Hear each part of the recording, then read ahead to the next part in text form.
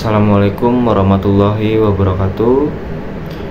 Izin memperkenalkan diri, nama saya Fahri Rian Manaf dengan NPM 2241169 dari kelas manajemen 22B. Di sini saya akan sedikit menjelaskan tentang rumus dan perhitungan dalam rasio keuangan.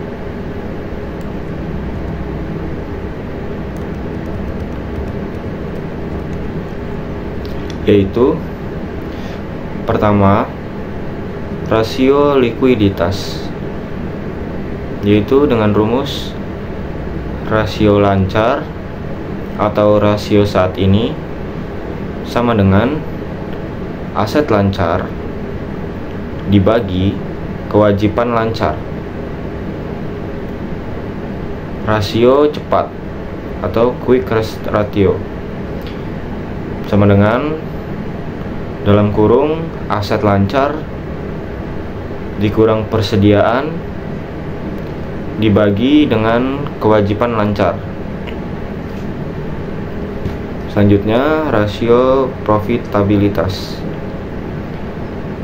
dengan rumus rasio laba bersih atau margin laba bersih sama dengan laba bersih dibagi dengan pendapatan total. Return on asset atau ROA sama dengan laba bersih dibagi total aset.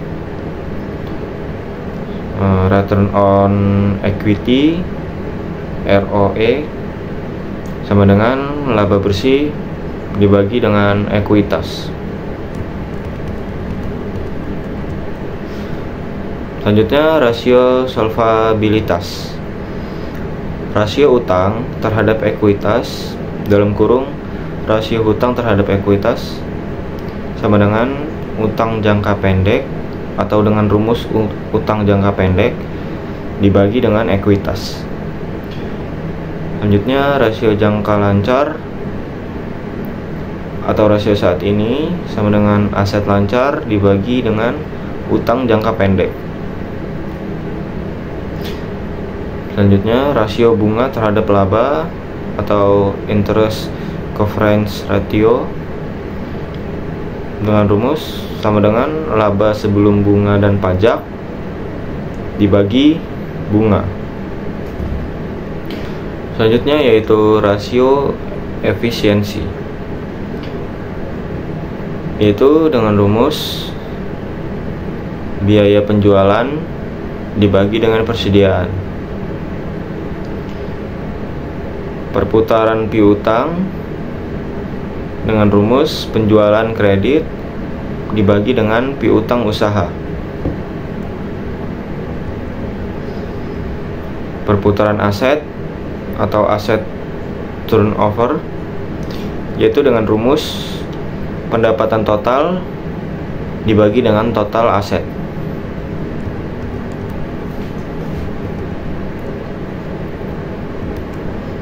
Selanjutnya yaitu rasio efisiensi lanjutan atau perputaran aset tetap dengan rumus pendapatan total dibagi dengan aset tetap.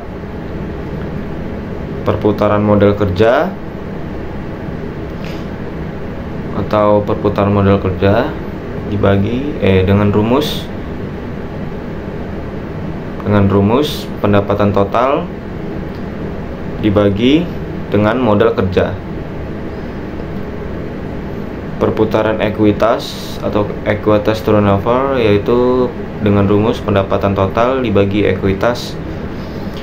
Selanjutnya, rasio solvabilitas lanjutan dengan rumus rasio utang jangka panjang terhadap total aset dengan rumus utang jangka panjang dibagi total aset.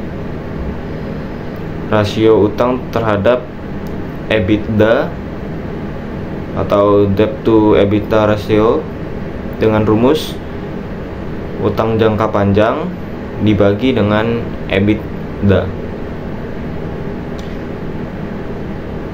Rasio cairan, rasio likuiditas, dengan rumus aset lancar dibagi utang jangka pendek.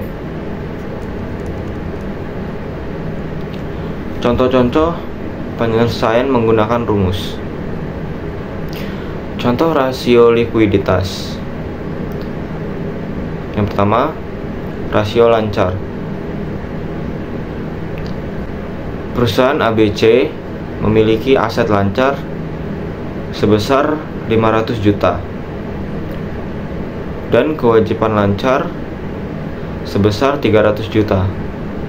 Maka rasio lancarnya yaitu 500 juta dibagi dengan 300 juta sama dengan 1,67.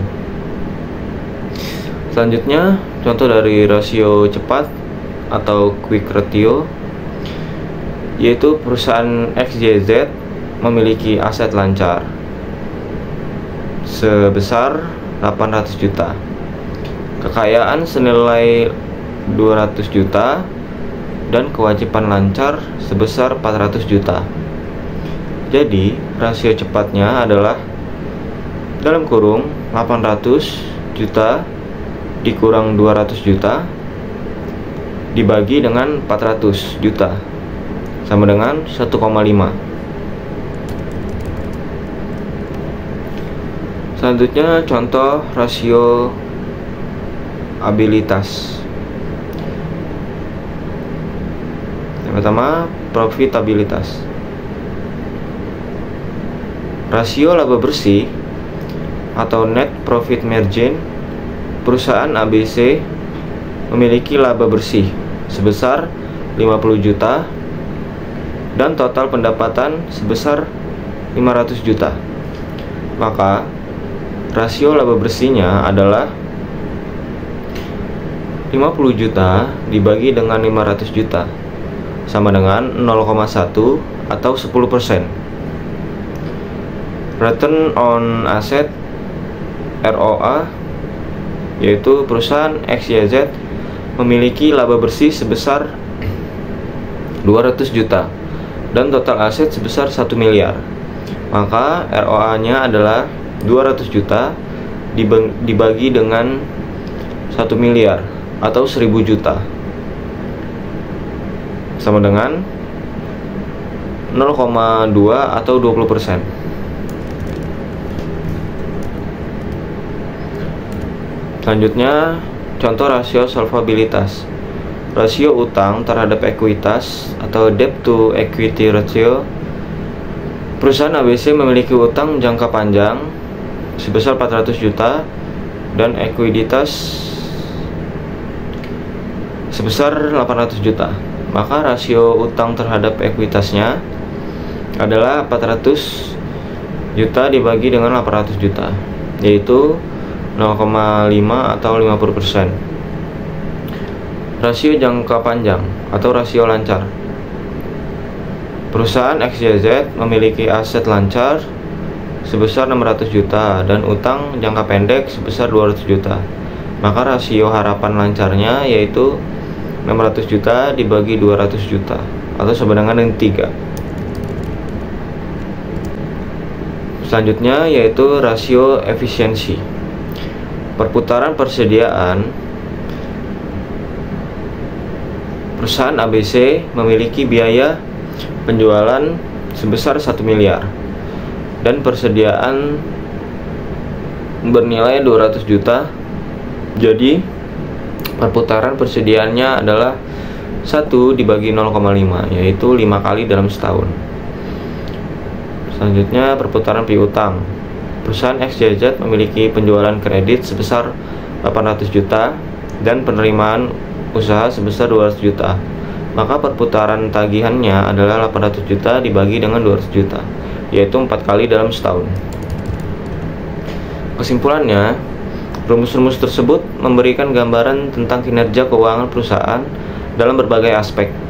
Dalam praktiknya, analisis rasio keuangan dilakukan dengan membandingkan rasio-rasio tersebut dengan rasio historis perusahaan atau dengan rasio industri yang relevan, dan juga memberikan gambaran yang lebih komprehensif dalam menganalisis kinerja keuangan suatu perusahaan. Namun, penting untuk diingat bahwa pemahaman konteks dalam rasio interpretasi juga sangat penting dalam melakukan analisis yang akurat. Sekian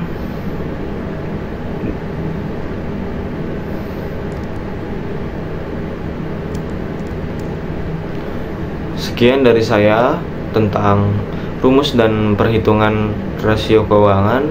Saya akhiri. Wassalamualaikum warahmatullahi wabarakatuh.